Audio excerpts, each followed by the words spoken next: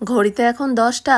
এসেছি সিটি প্লাজাতে। এসে দেখি জানো, বন্ধু বান্ধব থেকে শুরু করে সব গেস্টই প্রায় চলে এসেছে। আমরাই আসতে একটু দেরি করে ফেললাম। তা যাই হোক, তোমরা আমার ব্লগে এনাদের অনেকবারই দেখেছো। আজকে হচ্ছে এই দিদি ভাইয়েরই ম্যারেজ অ্যানিভার্সারি। এই দেখো, এই দুই মেয়ে মিলে মা বাবার জন্য আজকের এই সারপ্রাইজটা প্ল্যানিং করেছে।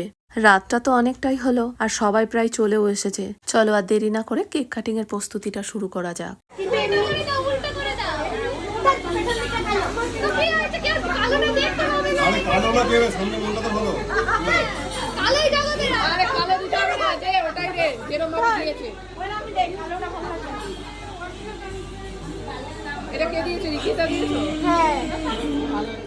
চলো, সাজানো কমপ্লিট।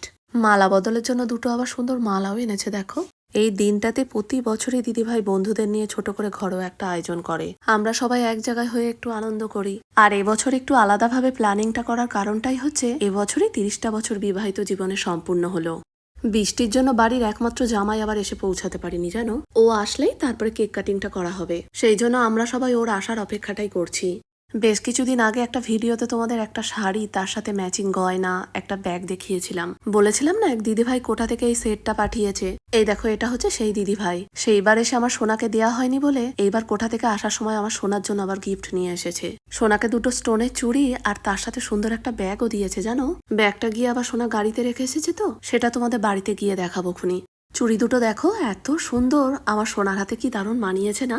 ড্রেসের কালারের সাথে আবার গোল রিং রিং দিয়া চুড়ির কালারটা আবার ম্যাচ হয়ে গেছে। সেই জন্য আমার সোনার আবার ওই চুড়িটা বেশি পছন্দ। যার জন্য অপেক্ষা করছিলাম সেই চলে এসেছে। চলো এবার কেক কাটিংটা শুরু হবে।